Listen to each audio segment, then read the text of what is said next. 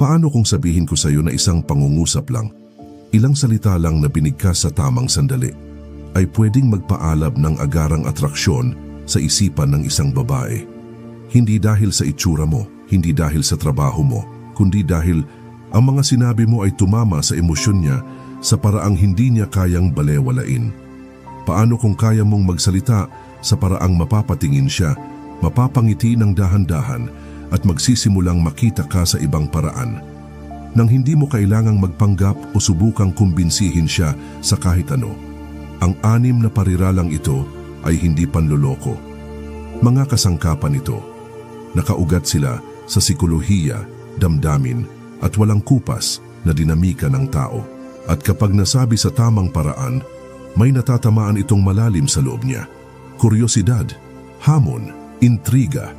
Binabaligtad nito ang istorya dahil kapag naintindihan mo kung paano kumukonekta ang mga babae sa emosyon at natutunan mong magsalita sa paraang tumatama sa pinakagitna ng damdamin nila, hindi mo na kailangang habulin ang kahit sino kailanman. Ang bawat pariralang ibabahagi ko ay idinisenyo para maisip ka niya kahit matagal nang tapos ang usapan. Kapag ginamit mo ito ng tama, mararamdaman ng mga babae na may natuklasan silang kakaiba sa iyo at ayaw na nilang pakawalan yon. Pero bago tayo dumiretso sa mga gintong salita, gawin mo muna ang isang makapangyarihang bagay. Suportahan mo ang misyon na to. Pindutin mo ang subscribe dahil sa ginagawa mong yan, hindi mo lang ina-upgrade ang sarili mong buhay, tumutulong ka ring gawing abot kamay ang ganitong kaalaman para sa milyon-milyong lalaking kailangang makarinig nito. Mga lalaking sawang-sawa, nang baliwalain, sawang-sawa sa pagiging kaibigan lang, at sawang-sawa ng hindi mapansin. Kapag sumusuporta ka, lumalago tayo. At kapag lumago tayo, nakakapagbago tayo ng buhay. Yung buhay, buhay ko at buhay niya. Ngayon, simulan na natin ang mga salitang nagpapakilos sa puso ng babae kahit hindi pa niya alam kung bakit.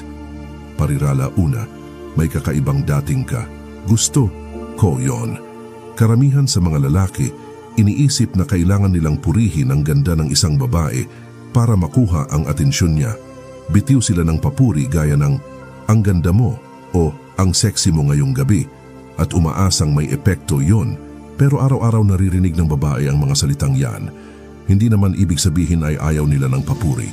Ang problema, karamihan sa mga ito ay walang lalim, puro ibabaw at halatang scripted. Hindi sila nagiging espesyal dahil hindi sila tumatama sa totoong damdamin. Walang spark. Pero kapag sinabi mo ang isang linyang ito, may kakaibang dating, gusto ko yon. Biglang bumabagal ang mundo. Nagiging makapangyarihan ang linyang ito dahil tumatama ito sa bahagi ng pagkatao niya na naghahangad ng tunay na pagkilala, hindi lang ng pansin. Ang pagkilalang ganito ay banayad, misteryoso at hindi inaasahan. At pinipilit nito ang isipan niyang gumawa ng isang makapangyarihang bagay. Mag-isip. Magtataka siya kung ano ang nakita mo, ano ang naramdaman mo, ano ang napansin mo. Bubukas ito ng isang loop sa isip niya na hindi basta-bastang magsasara. Sisilip siya sa mga kilos at presensya niya, iniisip, ano kaya yung nakita niya sa akin na kakaiba? Yung paraan ba ng pagkukwento ko, tawa ko, kumpiyansa ko, o yung kaunting kabado ko? At habang ginagawa niya ito, nagsisimula siyang konektado sa sinabi mo. Hindi lang sa isip kundi sa damdamin. Ganyan ang kapangyarihan ng papuring may puwang para sa kuryosidad. Hindi mo sinasabi lahat. Sapat lang ang binibigay mo para magsindi ng spark. At yung misteryo na yan ay lumilikha ng tensyon. At ang tensyon kapag tama ang pagkakagawa ay purong magnetismo. Ngayon, himayin pa natin. Ano ba talaga ang ibig sabihin ng linyang ito? Paano ito gamitin ng hindi tunog corny? Hindi mo ito ginagamit kung kailan lang. Ginagamit mo ito sa sandaling totoo ang koneksyon kapag may binuksan siyang seryosong bagay. Maaring nagbahagi siya ng alaala sa pagkabata o naging animated siya habang ikinukwento ang passion project niya o nagbitaw siya ng kakaiba pero matalinong joke na karamihan ay hindi mapapansin. Doon ka titigil sandali. Hayaang huminga ang sandali. Tumingin ka sa kanya hindi sa creepy na paraan kundi sa matahimik at matatag na enerhiya. At sabihin mo ito ng dahan-dahan parang may natuklasan kang mahalaga. May kakaibang dating ka. Gusto ko yon. Ang susi, tono mo. Sabihin mo ito parang may bago kang na-realize. Kung minadali mo o in-over-explain, mawawala ang dating. Ang lakas ng linyang ito ay nasa pagiging understated niya. Hindi mo siya sinusubukang bilibin, pinagmamasdan mo siya. At yun ang bihira dahil ito ang hindi sinasabi ng karamihan. Maraming babayang nakakaramdam ng pagiging invisible sa emosyonal na aspeto. O napapansin sila dahil sa itsura. Pero gaano kadalas silang napapansin sa pag-iisip nila, sa tawa nila, o sa kung paano sila kumikislap kapag may kinukwento silang mahalaga sa kanila. Doon tumatama ang linyang ito. Lumalagpas ito sa pisikal, parang sinasabi mo, may nakikita ako sa iyo na hindi napapansin ng iba. Pinagmamasdan kita, namumukod tangi ka. At ang pinakamagandang bahagi, hindi lang niya mararamdamang pinapahalagahan siya, gugustuhin niyang ibahagi pa ang mas malalim na bahagi ng sarili niya. Magbubukas siya, magkukwento pa siya, magtatanggal siya ng maskara. Dahil sa wakas, pakiramdam niya ay nasa harap siya ng taong nakakakita sa totoo niyang pagkatao. Hindi lang sa panlabas. Habang lumilipas ang panahon, iuugnay ka niya sa pakiramdam ng pagiging malalim na nakita. At yang emosyonal na koneksyon ay mas malakas pa sa kahit anong pick-up line, papuri o pagpapasikat. Kaya gamitin mo ang linyang ito, pero gamitin mo ng tama. Gamitin mo kapag totoo ang sandali. At sabihin mo ito sa kalmadong paraan ng isang lalaking hindi lang tumitingin kundi nakakakita. Hindi niya makakalimutan ang sandaling yon at hindi ka na rin niya makakalimutan. Woohoo! At kahit hindi man nila lubos na namamalayan, nagiging predictable o paulit-ulit ang ganong enerhiya para sa mga babae. At kalaunan, nakakaboring na rin. Pero kapag tumingin ka sa mata ng isang babae, kalmado, panatag, at may tiwala sa sarili, at sinabi mong, gusto ko ang mga babaeng alam kung ano ang gusto nila, biglang nagbabago ang lahat. Hindi mo na hinahanap ang pag-aproba niya. Hindi mo sinusubukang paibigin siya. Nagsasaad ka ng panlasa ng pamantayan at sa simpleng paglipat ng frame, nagiging mula sa sapat ba ako para sa kanya, tungo sa siya ba ang hinahanap ko? Maliit na pagbabago pero may malalim na epekto. Dahil ngayon siya na ang nagsisimulang magtanong sa sarili, mukha ba akong kumpiyansa sa paningin niya? Halata bang alam ko ang gusto ko? Pumapasa ba ako sa pamantayan niya? Ang ganitong internal questioning ang mismong nagtatayo ng mas malalim na attraction. Hindi ka lang nagmumukhang mapili, kundi pinapalakas mo rin ang mensaheng bihirang marinig ng mga babae. Hindi ako basta para sa kahit sino. Ngayon ito ang sikolohiya kung bakit tumatama ito ng malakas. Ang mga babae sa malalim na antas ay humahanga sa mga lalaking may linaw. Linaw sa isip, linaw sa layunin, at linaw sa pinapahalagahan. Kaya kapag sinabi mong gusto ko ang mga babaeng alam ang gusto nila, ipinapakita mo na ang hinahangaan mo ay kalinawan sa iba. At dahil dito, mas naipapakita mo rin ang linaw mo sa sarili mo. At yon ang nagpapalalim sa iyo, nagiging matatag, maaasahan, bihira at lubos na kaakit-akit. Pero tandaan, mahalaga ang timing ng paggamit sa pariralang ito. Pinakamabisa ito kapag nagpapakita siya ng kahit anong desisyon o leadership. Maaring matapang siyang umorder sa restaurant, diretso siyang nagbahagi ng opinyon, o sinabi niya kung ano ang gusto niya sa buhay. Doon mo ibabagsak ang linyang to. Tumingin ka sa kanya, bahagyang tumango, at sabihin mo ito na may tahimik na paghanga. Gusto ko ang mga babaeng alam ang gusto nila. Tapos tumahimik ka. Hayaan mong lumutang yung salita. Huwag mong dagdagan ng kahit anong malambot o paumanhin. Hindi mo ito sinabi para sa approval niya. Sinabi mo ito dahil yan ang totoo mong pinapahalagahan, at kapag sinabi mo ito na may kalmadong enerhiya, nakakalikha ito ng isang klase ng emosyonal na gravity. Hinahatak siya palapit sa iyo. Napaka-epektibo rin nito kapag tinanong ka niya, anong klaseng babae ang gusto mo? Karamihan sa mga lalaki, natataranta, sasabihin, wala naman akong type, o yung mabait, malabo, madaling makalimutan. Walang dating. Pero kung kalmado mong isasagot, gusto ko ang mga babaeng alam kung ano ang gusto nila, dalawa agad ang naipaparating mo. Nagpapakita ka ng lakas at nagsisindi ka ng hamon. Ngayon, siya na ang mag-uumpisang sukatin ng sarili Niyabatay sa pamantayang ikaw mismo ang nagsabi. Pero ito ang susi. Kapag sinabi mo ito, maging totoo ka rito. Kung siya ay laging pabago-bago ng isip, walang tiwala sa sarili o hindi seryoso, huwag mo siyang habulin. Dahil kapag hinabol mo ang taong hindi tugma sa standard na sinabi mo, nawawala ng bigat ang mga salita mo. Pero kung nananatili kang panatag, kalmado at konsistente, mararamdaman niya ang kaibahan. Makikita niya na hindi ka lang nagsasalita, isinasabuhay mo ang standard na iyon at doon na nagsisimulang mangyari ang magic. Sisimulan niyang mag-invest ng higit pa sa usapan. Yumuyuko siya ng bahagya pasulong, nagbubukas siya ng loob, nagsisimula siyang gustong makita bilang isang babae na alam ang gusto niya. At hindi iyon panlilin lang, kundi magnetismo. Isa, itong malusog na dinamika kung saan parehong tumataas ang enerhiya ng bawat isa. Hindi naglalaro ng mga laro. Kaya tandaan, huwag magsalita para lang magpahanga. Magsalita para ipahayag ang iyong mga pinapahalagahan. Isang simpleng parirala lang, visit, gusto ko ang mga babaeng alam ang gusto nila. Mababago nito ang takbo ng usapan mula sa iyo, ang palaging naghahabol sa kanya. Maging siya ang nag-iisip kung paano panatilihin ang iyong interes, parirala bilang 3. Iyan ang pinakagusto ko sa iyo. Maaaring simple lang itong parirala, pero sobrang lakas ng epekto kapag ginamit ng tama.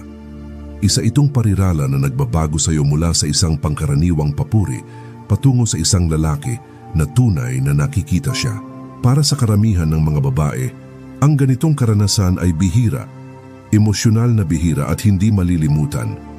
Alam mo, karamihan ng mga papuri na natatanggap ng mga babae ay nakatuon sa halata, ang hitsura nila, ang estilo o kaya ang ngiti.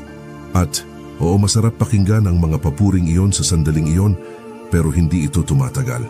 Hindi ito lumilikha ng emosyonal na lalim. Hindi ito nagiiwan ng bakas. Bakit? Kasi bawat lalaki napapansin ang nasa ibabaw lang.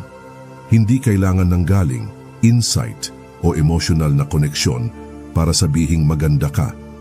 Pero kailangan ng presensya at kamalayan para sabihing yung passion na meron ka kapag pinag-uusapan mo ang mga layunin mo. Iyan ang pinakagusto ko sa iyo. Iyan ang pagkakaiba ng pagiging nakakalimutan at pagiging hindi malilimutan. Epektibo ang pariralang ito dahil hindi lang ito papuri, kundi isang salamin. Ipinapakita mo ang isang tunay na bagay tungkol sa kanya na hindi napapansin ng iba. Kapag sinabi mo ito, hindi ka nagpapa-impress. Kinilala mo ang isang tiyak na bagay na nagpaparamdam sa kanya na nauunawaan mo siya. Kapag naramdaman ng isang babae na nauunawaan siya ng isang lalaki, nagsisimula siyang magbukas ng ganunang loob sa kanya na hindi niya nagagawa sa iba. Tara, sumisid tayo ng mas malalim. Isipin mo na pinag-uusapan niya ang tungkol sa kanyang karera. Hindi lang ang titulo kundi ang dahilan sa likod nito. Siguro nagiging masigla siya kapag pinag-uusapan niya ang pagtulong sa iba. O baka naman may tahimik na tindi sa kanyang tinig kapag inilalarawan niya ang kanyang ambisyon. Siguro naging mahina siya sandali at nakita mo ang lakas sa likod nito. Iyan ang iyong sandali. Tumingin ka sa kanya hindi ng sobra ang hype, kundi may kalmadong pagpapahalaga at sasabihin mo, iyan ang pinakagusto ko sa iyo. Yung paraan ng pag-aalaga mo ng buong puso, totoo yon, bihira yon. Ngayon huminto ka muna, huwag agad sumunod. Hayaan mo munang maramdaman niya ang sinabi mo. Ang katahimikan pagkatapos ng mga salita mo ay makapangyarihan. Binibigyan nito siya ng espasyo para damhin ang iyong sinabi. Ito ang ginawa mo sa sandaling iyon. Kinilala mo ang isang makahulugang bagay. Pinaramdam mo sa kanya na siya ay emosyonal na nakikita. Nilikha mo ang isang alaala na kayo lang ang magkasama. Ang isang pangungusap na yon ay nagiging fingerprint sa kanyang isipan. Hindi niya ito malilimutan.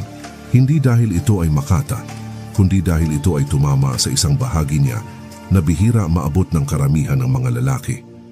Lumalakas ang kapangyarihan ng pariralang ito kapag hindi mo ito ginagamit ng sobra-sobra. Hindi mo ito sinasabi sa bawat babae. Hindi mo ito sinasabi ng maaga. Sinasabi mo ito kapag totoo ang sandali, kapag ipinapakita niya sa iyo kung sino talaga siya. At sinasabi mo ito ng may tono na matatag at grounded. dahil hindi lang salita ang mahalaga, kundi ang presensya mo sa likod ng mga ito. Sabihin natin na tinutulungan niya ang isang tao ng tahimik, hindi para magpansin, kundi dahil iyan ang kanyang pagkatao.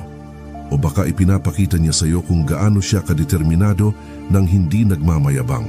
Baka nagbabahagi siya ng isang emosyonal na bagay at nakita mo ang tapang sa likod ng kanyang mga salita. Doon ka magbagal, ibaba ng bahagya ang boses mo at sasabihin mo, iyan talaga. Iyan ang pinakagusto ko sa iyo. Ang susunod na mangyayari ay hindi lang emosyonal, ito ay magnetic. Mararamdaman niya ang paghila papalapit sa iyo, hindi dahil binigyan mo siya ng atensyon, kundi dahil binigyan mo siya ng pagkilala na tumutugon sa isang bagay na halos lahat ng babae ay labis na hinahangad, ang maging pinahahalagahan para sa kanyang pagkatao, hindi lang sa kanyang anyo. Kung gusto mong malaman kung ano ang nagpapalabas ng isang lalaki sa iba, kung ano ang nagpapaisip sa isang babae sa kanya, araw pagkatapos ng araw, iyan iyon. Pinaramdaman niya na siya ay emosyonal na mahalaga. Karamihan sa mga lalaki ay hindi umaabot doon, pero ikaw ay aabot. Ang pinakamagandang bahagi ay kapag sinabi mo, iyan ang pinakagusto ko sa iyo. Hindi ka lang nagbubukas ng papuri. Binabago mo kung paano niya nakikita ang sarili niya sa sandaling iyon. Iyan ang atraksyon sa pinakamalalim na antas. Iyan ang klase ng sandali na tumatagos at tumaalingaw-ngaw. Parirala 4, hindi ko alam kung kaya mo akong hawakan. Matapang ang pariralang ito, hindi dahil sigaw ito, kundi dahil nagmumungkahi ito ng isang bagay na nasa ilalim ng ibabaw. Kapag sinabi mong, hindi ko alam kung kaya mo akong hawakan, sinasabi mo sa kanya nang hindi direkta na hindi ka basta-basta, ordinaryong lalaki na naghahanap lang ng mabilisang pag-apruba. May lalim ka, may substance, enerhiya, pamantayan, at baka may kaunting kaguluhan pa. At hindi ito para sa lahat. Karamihan ng mga lalaki ay ipinapakita ang kanilang sarili na parang bukas na libro. Sinusubukan nilang maging accessible, madali, makisama at palakaibigan umaasang. Kapag naging simple at hindi nakakatakot sila, magugustuhan sila. Pero ano ang nangyayari kapag naramdaman ng babae na parang alam na niya lahat tungkol sa lalaki? Nawala ang kanyang pagkamausisa, at kapag nawala ang pagkamausisa, mabilis din namamatay ang atraksyon. Binabali ng pariralang ito ang ganong pattern. Nagbibigay ito ng kaunting tensyon pero sa masaya at mapaglarong paraan. Ipinapahiwatig nito na ikaw ay isang hamon at sobrang kaakit-akit iyon kapag ipinapakita ng may kumpiyansa at kontrol. Bakit? Dahil ang mga hamon ay nagigising ng isang bagay sa tao. Nagsisimula ito ng pagsisikap, pagkagiliw at emosyonal na pag-invest. At iyan ang gusto mo. Isipin natin ang eksena, nilalaro ka niya. Siguro sinasabi niyang mahirap siyang mapahanga o baka may confidence siyang sinabi tungkol sa kung gaano siya kakayanan o kung gaano siya katapang.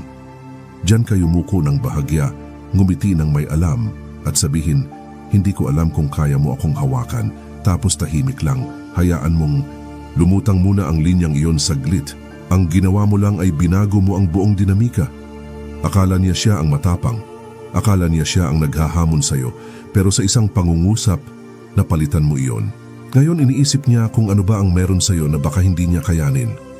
Ambisyon mo ba iyon? Lalim mo? Pamumuhay mo? Emosyonal na intelihensya? Kumpiyansa? Hindi niya alam, pero gusto niyang malaman.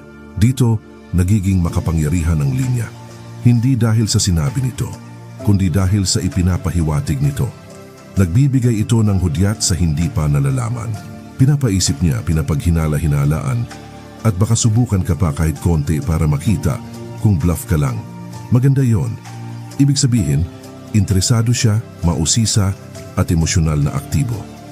Pero ang pinakamahalagang bahagi, kailangan mong patunayan ito.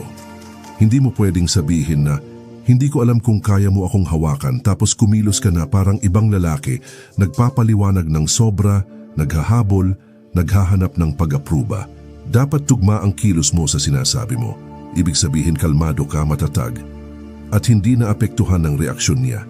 Alam mo ang halaga mo at hindi mo kailangan na patunayan niya iyon para maramdaman mong mahalaga ka. Ang tunay na ipinapahayag mo ay ito, hindi ako para sa lahat. At ayos lang yon. Hindi ako nandito para maging madali. Nandito ako para maging totoo. Kung gusto mo lang ng panlabas, may mas madaling pagpipilian. Pero kung gusto mo ng lalim, hamon at tindi, dapat handa ka. Iyan. Ang nilalaman ng pariralang ito, hindi ito kayabangan, pili-pili ito. Kumpiyansa sa iyong pagiging komplikado. At ito ay magnetic. Kung handa siya, kung interesado siyang sumilip at tuklasin ang ibig mong sabihin, doon nagbabago ang dinamika pabor sa'yo. Kasi ngayon siya ang nag-i-invest. Siya ang naghahabol sa pakiramdam. Siya ang pumapasok sa mundo mo, hindi ikaw sa kanya. Kaya huwag mo lang basta sabihin ito ng pabaya. Gamitin mo ito kapag tama ang timing. Sabihin mo ito ng may kalmadong katiyakan. Hayaan mong dalhin ng mga mata mo ang bigat ng sinasabi mo. Tapos hayaang umupo siya sa katahimikan ng sandali at panoorin ang susunod na mangyayari. Parirala 5, hindi ako ganoon kadali. Hindi lang ito isang matalinong sagot, isang banayad at makapangyarihang pahayag ito ng iyong halaga. Sinasabi nito sa kanya ng walang kapal ng ego na hindi ka basta sumusuko sa unang palatandaan ng atensyon. Bihira ang mensaheng iyon. Bakit? Kasi karamihan ng mga lalaki ay hindi napapansin kung gaano kabilis nilang ibinibigay ang kanilang sarili. Isang papuri lang, isang ngiti mula sa babae, at nagmamadali na silang mapasaya siya. Nagsisimula silang humabol kahit wala pang dahilan. Sa sandaling iyon, nagbabago ang halaga ng usapan. Siya ang nagiging tagapagdesisyon kung karapat-dapat ka, at nagiging isa ka lang sa mga lalaki na gustong magustuhan. Pero kapag kalmadong sinabi mo, hindi ako ganoon kadali, nagbabago ang lahat. Bigla kang hindi na nagre-react, hindi ka nadadala ng kanyang charm o mga laro. Kalmado ka, sentro, at hindi natitinag. Hindi dahil ayaw mo siya, kundi dahil alam mo ang halaga mo. Hindi mo ito basta binibigay dahil may nagpapakita ng interes. Ang kalmadong pagtutol na iyon ay labis na kakitakit. Ang ganda ng pariralang ito ay magaan ito sa ibabaw. Pero sa ilalim ay may dalang enerhiya ng disiplina at pagpili. Sinasabi mo, hindi ko basta binibigay ang atensyon, oras o pag-apruba ko. Kailangang paghirapan at nakakabighani ang ideyang iyon sa tamang klase ng babae. Tungkol naman sa pagbigkas, gamitin mo ang pariralang ito kapag nilalaro ka niya, sinusubok ka o kapag gumawa siya ng pa-flirt na kilos, umaasang matunaw ka. Sa halip na mag-react ng desperado o tumawa ng nerbyoso, manatili kang matatag, tumingin sa kanyang mga mata. Hayaan mong may munting ngiti na magpakita sa mukha mo at nang may kalmadong kumpiyansa sabihin, hindi ako ganun kadali, tapos huminto ka. Huwag magmadali, huwag mag-backtrack o magpaliwanag ng sobra. Hayaan mo lang na manatili iyon sa hangin. Sa sandaling iyon ng katahimikan, doon nangyayari ang mahika. Umiikot ang isip niya. Tinulak ba niya ako pabalik? Tinutulan ba niya ako? Seryoso ba siya? Kahit ipakita niya o hindi, may maliit na spark ng emosyonal na tensyon sa loob niya. At iyan ang atraksyon. Ang ginagawa mo talaga ay nagtatakda ka ng hangganan ng may alindog. Sinasabi mo na hindi dahil maganda o charming siya, automatic na may access siya sa'yo. Ipinapaalam mo sa kanya na may presyo ang presensya mo. At ang presyong iyon ay pagsisikap, katapatan, respeto at tunay na interes. Bihira ang ganitong klaseng pananaw at tanging mga lalaking may mataas na halaga lang ang nabubuhay dito. Ngayon lalalim pa tayo. Bakit ito epektibo lalo na sa mga romantiko o pa-flirt na sitwasyon? Kasi kapag nakikita ng babae na may pagpipilian ng lalaki pero pinipili ang pagiging piliin, ipinapakita nito ang kontrol. Ipinapakita nito ang lakas. Ipinapakita nito na hindi siya emosyonal na nangangailangan, hindi siya adik sa pag-apruba at hindi siya natitinag dahil lang may nagpapakita ng interes sa kanya. Sa halip na humabol ng pag-apruba niya, sinusuri mo rin siya gaya ng pagsusuri niya sa'yo. Kapag pinapadala mo ang enerhiyang iyon sa masaya, mapaglaro at hindi depensibong paraan, nagiging siya ang lalaking interesado siya. Nagiging siya ang lalaking kakaiba. Ang lalaking maaring may mas malalim pa sa nakikita sa ibabaw. Totoo yan, kakita-kitang misteryo. Pero ang misteryo na walang kumpiyansa ay parang kawalan ng seguridad. Ang misteryo na may kalmadong, matatag na kumpiyansa ay hindi mapipigilan. Isa, pangpaalala. Huwag gamitin ang linyang ito bilang isang script o taktika lang. Gamitin ito bilang pagpapahayag ng iyong pananaw sa buhay. Totoo kang hindi ganoon kadali. Totoo kang may mga pamantayan. Kapag namumuhay ka sa katotohanan iyon, kapag hindi lang ito basta linya, dadalhin nito ang napakalaking emosyonal na bigat kapag sinabi mo, kaya sa susunod na sobra ang kumpiyansa niyang lumapit. Sa susunod, na akala niya hawak na niya yung puso mo ng walang effort, ngumiti ka lang at dahan-dahang sabihin, hindi ako ganoon kadali. Panoorin mo ang mangyayari. Panoorin mo kung paano siya magsisimulang magsikap para sa atensyon mo. Hindi yung ikaw ang palaging naghahabol. Kung mamaster mo ang 6 na parira lang ito, hindi lang kung ano ang sasabihin, kundi kung paano ito sasabihin, may magbabago. Mas magiging madali ang mga usapan. Mas lalapit ang mga babae. Mas makikinig sila ng iba. Mas mararamdaman nila ng iba. Hindi ka na maghahanap na maalala ka. Hindi base sa dami ng sinasabi mo, kundi sa vibe mo. Kapag natutunan mong magsalita mula sa ganitong antas ng matatag, na lakas magsasalita ang presensya mo bago ka pa man magsalita. Kung nakatulong ito sa'yo, suportahan mo ang misyon. Mag-subscribe dahil nandito ito para bigyan ka ng tunay na kapangyarihan, hindi puro salita lang. Sa tulong mo, maaabot natin ang libu-libong kalalakihang nangangailangan nito. Mga lalaki na handang tumigil sa pagtanggap ng kung ano ang meron at magsimulang umangat.